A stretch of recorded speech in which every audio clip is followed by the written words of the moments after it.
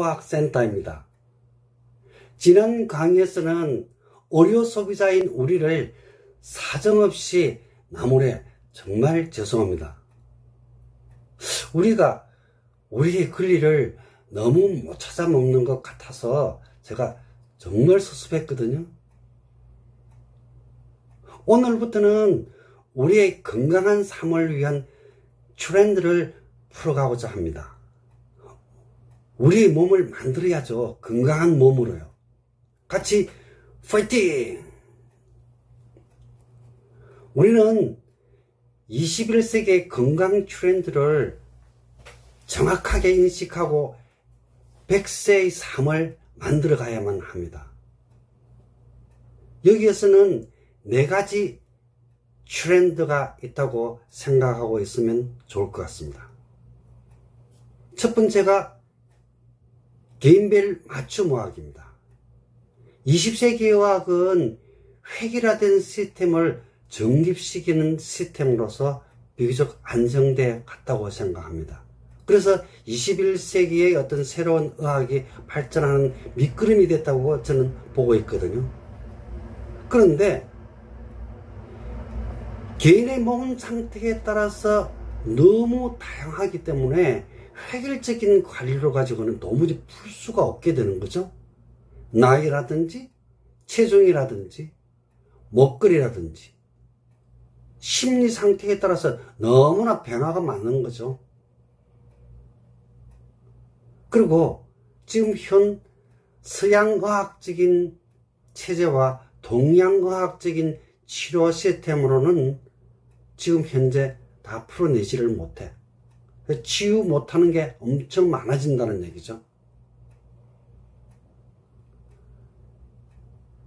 그리고 기존의 서양의학과 동양의학에서 별로 무시했던 치유 효과인 치료 효과를 주고 있는 것, 기공, 요가, 미술치료, 음악치료, 연극치료, 운동치료와 같은 것이 병행했을 때 치유 효과는 엄청나게 좋아지거든요.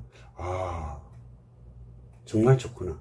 특히 웃음치유, 암 환자들에게 엄청 효과가 좋습니다.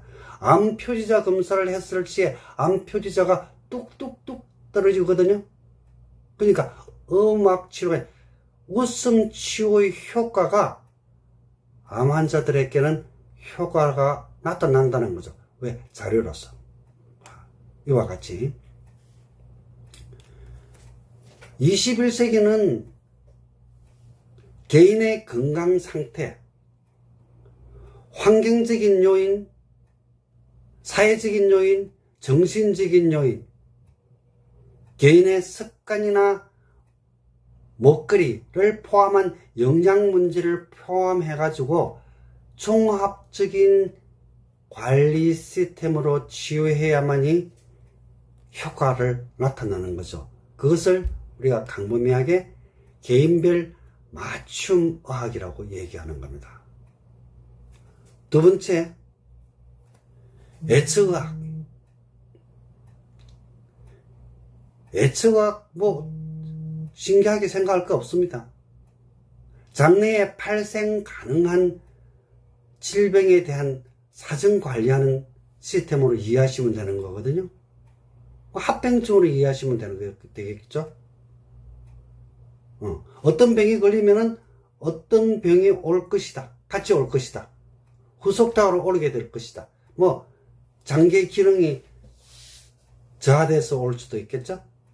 어떤 약을 많이 먹어서 올 수도 있겠죠. 그와 같은 식으로. 합병증. 아니면 계절별로 발생할 수 있는 애처과학도 있겠죠.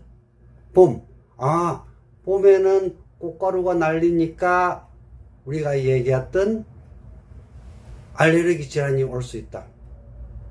그럼 알레르기에 대한 정부에서 계속 방송을 해줘서 알레르기를 일으키지 않게 하는 겁니다. 여름철에는 장마가 오니까 수인성 전염병이 올 수 있어. 그럼 수인병 전염성에 대해서 계속 방송을 해주는 것도 굉장히 좋겠죠. 그리고 환경적인 요인도 발생할 요인이 많겠죠. 네 번째로는 유전학의 도움으로 DNA 분석을 통해 예측의학이 굉장히 발달하게 될 겁니다. 그것이 우리가 잘 알고 있는 예측의학의 한 섹터로 보시면 되는 겁니다. 세 번째, 예방의학입니다. 예방의학은 잘 알고 계시죠? 코로나19로 우리는 예방의학이 생활화되어 있잖아요. 마스크를 쓰죠. 어디 가든지 간에 살균 방역을 좀 더 하죠. 그게 좀 더 예방의학이죠. 예방의학을 과거에는 굉장히 우습게 생각했거든요. 근데 감염병이 전 세계로 확산되면서부터 시작해가지고 예방의학이 이젠 정착하는데 굉장히 뿌리를 내리게 됐죠. 코로나19만 생각하지 마세요. AI 전로독감, 아프리카 돼지열병, 원숭이 투창 등 감염병은 3년 내지 5년 주기로 지속적으로 올 것으로 저는 판단하고 있습니다. 코로나19에 대해 저의 메시지는 방역은 나부터, 내 집부터, 내 직장부터, 내 핸드폰 살균 소독은 매일 5회 이상, 이것이 예방의학이에요. 저도 예방의학을 잘하고 있는 거예요. 코로나19 백신 접종하시죠? 그것도 예방의학이에요.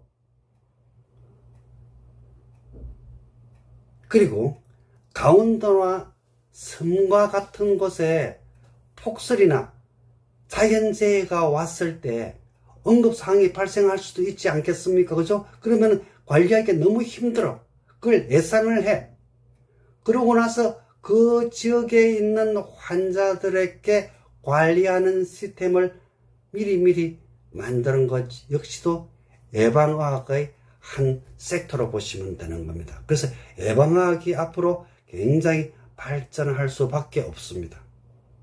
그리고 네 번째, 통합의학입니다. 서양의학이나 동양의학이 병을 잘 치료를 한다면 다른 의학은 필요하지 않겠죠?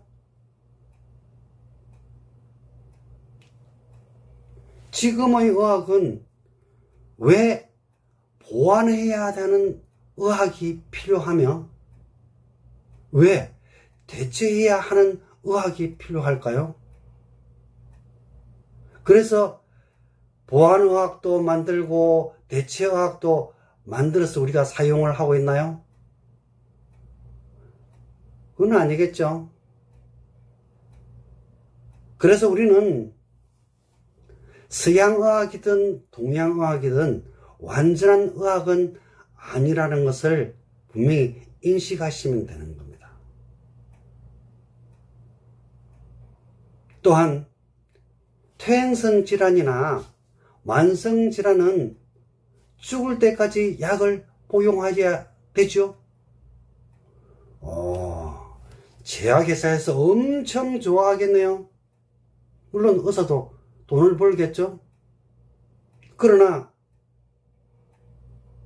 우리는 수많은 합병증을 같이 알아야 되겠죠. 논리적으로 안 맞는 것 같다, 그죠? 그래서 우리는 알게 된 거죠. 병이 발생하고 관리하는 시스템이 한계가 있다는 걸 정확하게 우리는 이제 알게 되는 겁니다. 병은 육체적인 몸이 안 좋았으면 오는 것이 아니라는 것도 잘 알게 된 거죠. 그러다 보니까 통합의학적인 치료 시스템이 필요하다는 것을 절감하게 됐죠. 그것이 신체적인 문제에 대한 것, 유전적인 문제에 대한 것, 정서적인 문제, 심리적인 문제, 영적인 측면까지도 우리가 치료에 대해서는 같이 활용을 해야만이 된다는 것을 알게 된 거죠. 앞으로 우리는 통합과학적인 관리 시스템에 의해서 21세기를 살아나갈 것으로 저는 확신하고 있습니다. 오늘은 21세기 건강 트렌드는 4가지라고 말씀을 드렸습니다. 첫 번째는 개인별 맞춤의학이고, 두 번째는 예측의학이고, 세 번째는 예방의학이고, 네 번째는 통합의학입니다. 조올의 통합의학센터는 10년, 20년, 30년 계속 방송할 계획입니다. 제가 갖고 있는 생명공학과 면역학의 선지식을 나누고 싶고 함께 건강한 백세를 만들어가고자 합니다. 좀 도움이 되시는지요? 강의에 궁금한 게 있으면 언제든 댓글을 주세요. 성의껏 답변해 드리겠습니다. 시청해 주셔서 감사합니다. 방역은 나부터, 내 집부터, 내 직장부터, 내 핸드폰 살균 소독은 매일 5회 이상, 내 핸드폰 살균 소독은 매일 5회 이상, 구독, 좋아요, 알림 부탁합니다.